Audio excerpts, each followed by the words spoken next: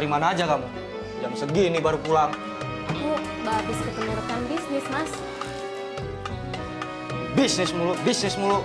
Aku sama anak-anak gak pernah kamu urusin. Ya ampun, Mas. Bukan begitu, Mas. Kan aku juga lagian udah izin sama kamu. Wah, udahlah. Kalau kayak gini terus-terusan, mending kita cerai. Mas, nggak gitu, Mas. Mas.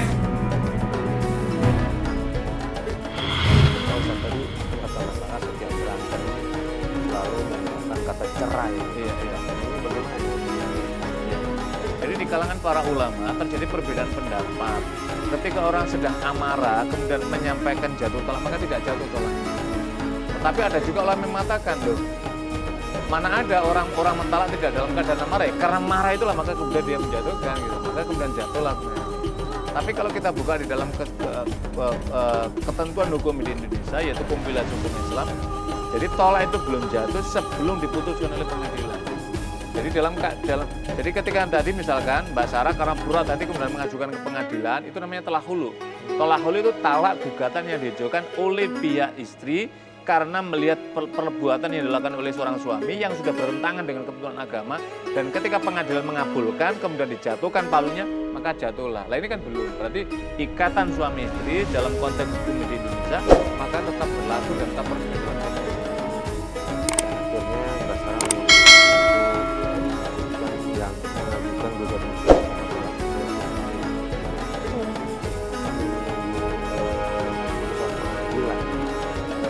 Sebenarnya juga suami Mbak Sarah bisa mengajukan betul Iya betul. dengan wanita yang itu teman kantornya. Iya. Wanita yang satu lagi teman kantor itu. Oh bukan yang waktu Mbak Sarah terblokir, bukan? Iya. Orang lain lagi. Orang lain. Pak Ustadz, kalau statusnya sudah nikah siri, apakah secara otomatis juga hubungan pernikahannya mereka masih tetap lanjut atau gimana? Jadi begini, 4 tahun tidak di Kalau ya? seorang suami menikah siri itu tidak ada kaitannya dengan Nggak ada pihak status kaitannya. ini, itu soal yang berbeda.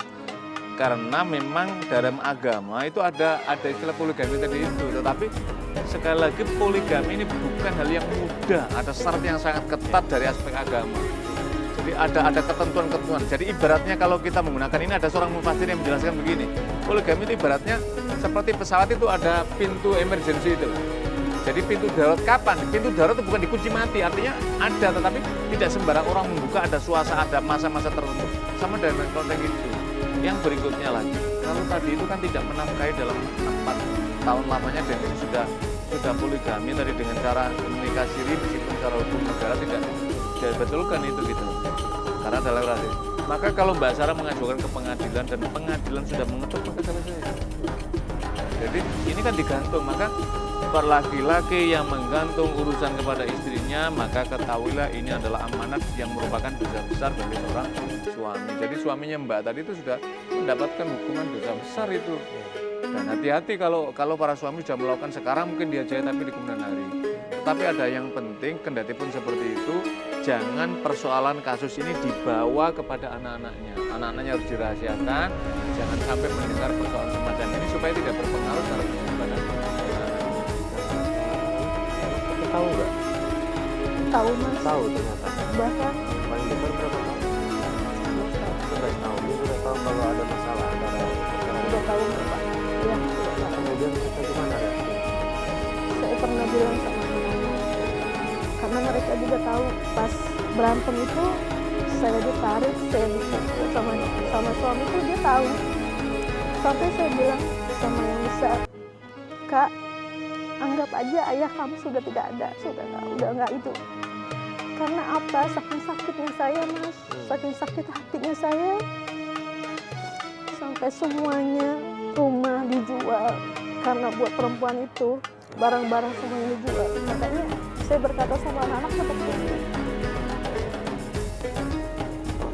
Sudah bisa dipastikan orang tua berantem, ya pasti ada dampak ke anak-anak. Betul. Jadi ketika inilah makanya kenapa agama itu memberikan wanti-wanti dan warning keras ke orang supaya suami istri itu jangan sampai muncul konflik dan melahirkan bagaimana kehidupan rumah tangga saya. Kenapa? Kalau konflik, anak mendengar, anak menyaksikan, ini akan mengganggu perkembangan psikis seorang anak. sekarang tidak mungkin anak sekarang baik-baik, tapi nanti anak usia dewasa, kalau anak tidak mendapatkan pendidikan yang proporsional yang baik, maka anak akan muncul itu perilaku yang terjadi pada orang tua akan diputar ulang dalam perilakunya anak gitu. Ini yang paling berbahaya gitu. Yang kedua yang dilakukan tadi itu kan sudah mulai menjual asetnya tadi, rumah, untuk apa? Untuk pelampiasan dengan sawah dengan istri mudanya tadi yang meskipun dengan cara nikah siri, ini kan berbahaya sekali. Ini kan menjadi hak dia. Hak istrinya yang sah itu dan kemudian kepada anak-anak yang terpenting tadi itu gitu loh. Nah, tipe-tipe lagi yang semacam ini itu kan udah berbahaya, tidak bisa lagi, anak sudah nggak bisa mengidolakan, teladannya tidak ada, anak sudah kehilangan teladan, anak sudah kehilangan sebagai figur penanggung jawab tadi sudah tidak ada. Gitu. Nah inilah yang sesungguhnya sudah merubah bergeser dari bagaimana tujuan orang membina rumah tangga itu sudah hilang kalau sudah benar-benar seperti ini. Apalagi suaminya tadi sudah melakukan masar, inilah yang sangat dibenci oleh Rasul SAW. Kata Rasul SAW, sesungguhnya orang yang terbaik di antara kamu sekalian adalah khairukum li ahlikum, orang yang terbaik pada kamu sekalian. Dan sayalah orang yang terbaik pada keluarga. Artinya teladan terbaik, figur terbaik suami pada Nabi SAW, dan kita harus mengikutinya. Caranya adalah berbuat baik kepada anggota keluarga kita. Iya. Lalu bagaimana Pak Ustadz dengan Mbak Sarah yang mempengaruhi anaknya? Tadi kan menyebutkan bahwa udah anggap saja ayah kamu nggak ada gitu. Kita mungkin ngerti perasaan Mbak Sarah saat ngomong seperti itu. Tapi emang sebaiknya dibolehkan ngomong untuk itu anak-anak. Jadi kita bisa memahami ya bagaimana penderitaan batin, luka batin yang dialami oleh seorang istri ke atas perlakuan dari suaminya yang misalkan seperti yang bisa dari Mbak Sarah. Tetapi seorang ibu, seorang istri harus mampu mengendalikan diri di depan anak-anaknya dengan cara apa? Dengan cara tutur katanya tidak sampai kemudian justru menghancurkan psikis anak-anak itu. Dengan Mbak Sarah menanamkan seperti itu, apa yang terjadi? Anak ini akan dendam loh. Di kemudian hari anaknya kalau dewasa menikah dia akan dendam pada istrinya. Gitu. Akan muncul benih-benih itu ada diputar kalau anak tidak mendapatkan pendidikan yang baik tadi itu. Jadi justru yang harus adalah anak tidak usah diceritakan. Kalau dia menyaksikan, Mbak Sarah jangan memperkuat apa yang dia saksikan itu dengan cerita, dengan ujaran-ujaran tadi itu.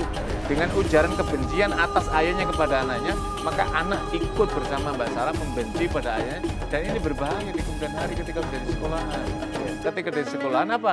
Anak ketika ditanya oleh temannya, mana ayahmu? Nggak akan berani menceritakan. Bagaimana ayah keluargamu? Nggak akan menceritakan. Berarti apa?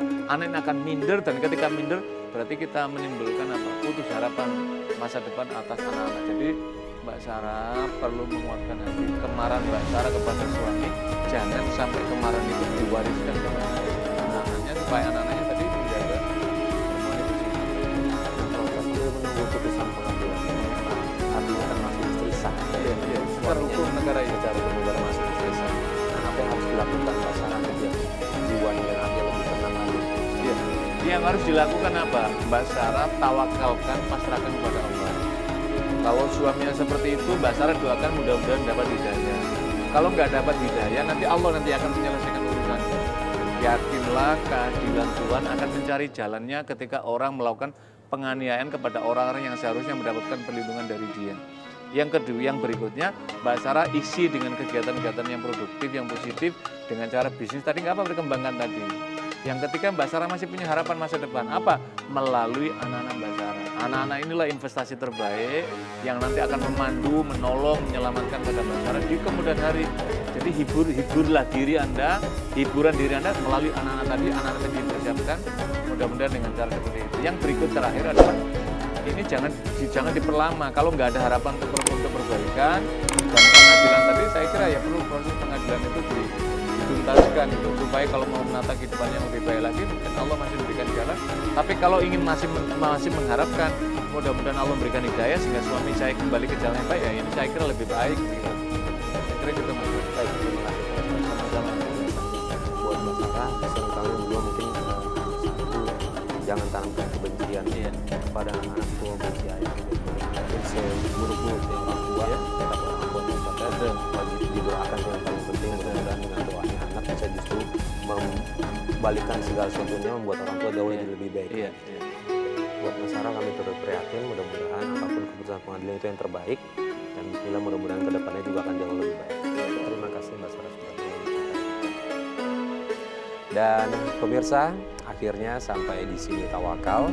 Saya Farid Hasan undur diri. Wabillahi taufiq wal hidayah. Wassalamualaikum warahmatullahi wabarakatuh.